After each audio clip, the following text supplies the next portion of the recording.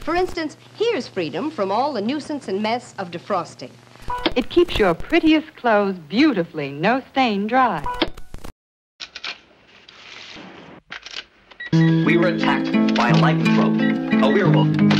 I was murdered, an unnatural death. And now I walk the earth in limbo until the werewolf's curse is lifted. Shut up. The wolf's bloodline must be severed. The last remaining werewolf must be destroyed. It's you, Arrow. What? Please. We were attacked. We were attacked.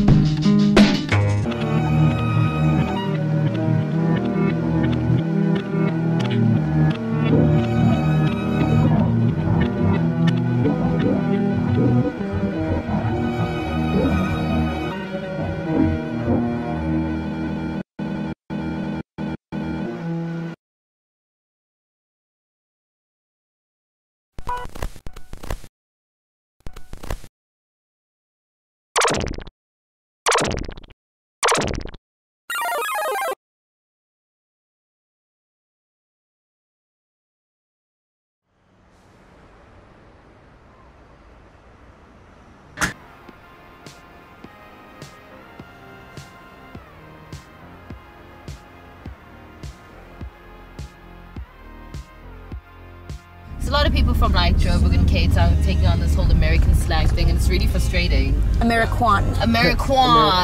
Yeah. I mean, what happens when international people come to SA and then they hear like strange accents? They're just like, how do you guys sound? What are you meant to sound like? I like the South African accent.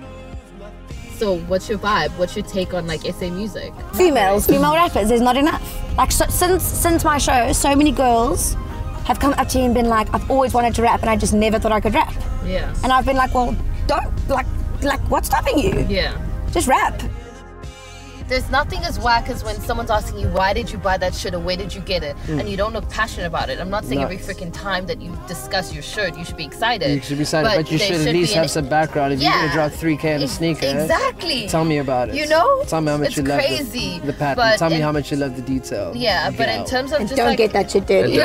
Don't get that. What I find so interesting is like the intersection between art and technology. One can't exist without the other. So like with technology, it's consistently inspired by artistic things and where people's headspaces are at.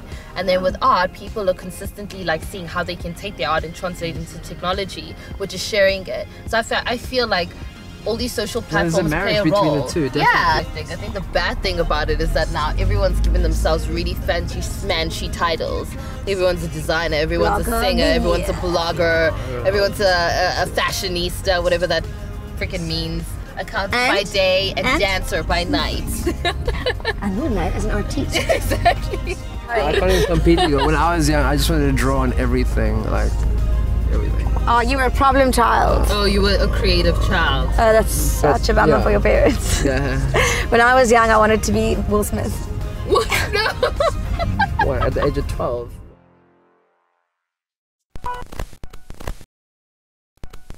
Super comfortable. Protects my face with a soft film that actually floats the razor's cutting edge over my face.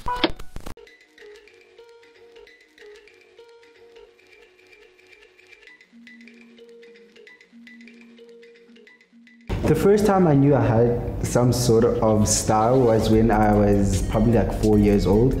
I remember enjoying choosing my own clothes. At my 4th birthday, I had these little John Lennon inspired sunnies, and I remember that was my proper first fashion moment. I'm really fascinated by costume and culture because I believe everyone has a story, and that's what really excites me.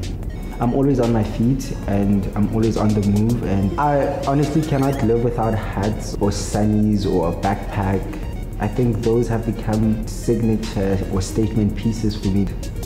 Art has always been a part of my life. I wanted to be an artist, but I never understood what an artist was, because for me an artist was someone that paints or that draws, and that's what I wanted to be. And later, I naturally went into a different art form, but I've always wanted to be what I am now.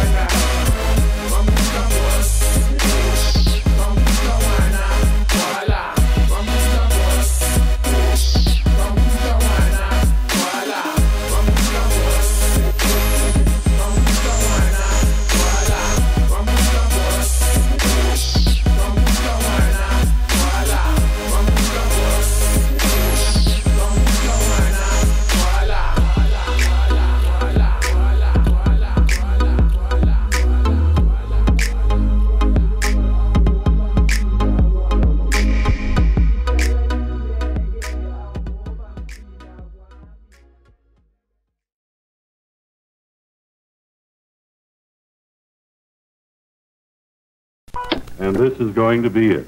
Excuse me. Come to the fair. Say, what fair's this?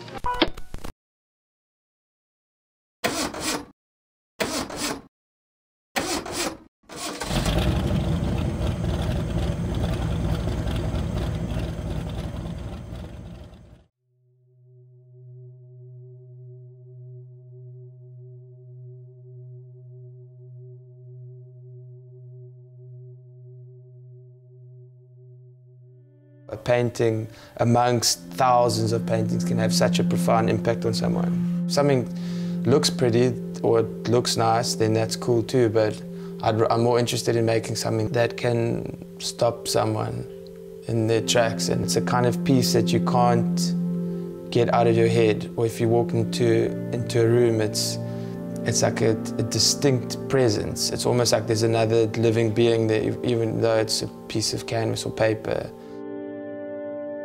It's almost like when you're giving someone CPR, and like the moment when the person, when they wake up, is the moment that I stop painting. You know, you almost like breathe enough life into the piece where you feel you can leave it, and it's got that presence in a room. I never wanted to make work just because I had to make money. Eventually I realized if you want to do it properly, you have to give yourself over to it. You can't kind of do two things at once and paint when you have spare time. And I also realized, most importantly, that you don't necessarily have to compromise what you do from a creative point of view to make a living from it. You never really know how people are going to receive work. It's quite surprising at times to realize how quickly your idea of something that you really like can change. Like, I don't think I'm ever embarrassed or shy to show an older piece because it's like a reference to a certain time, and I mean, that's just the way it is. But it's not like I'm going to put an old piece on show, because I think I've gotten better and the work's gotten more interesting. You have to kind of treat each piece very separately from the next, or from the one that came before. My dad once said to me when I was still at school, he said, I don't mind what you do, you can do anything, just make sure that you do one thing well. I've never forgotten that, because it's kind of true. You can do anything. If you do it really well, you'll be all right.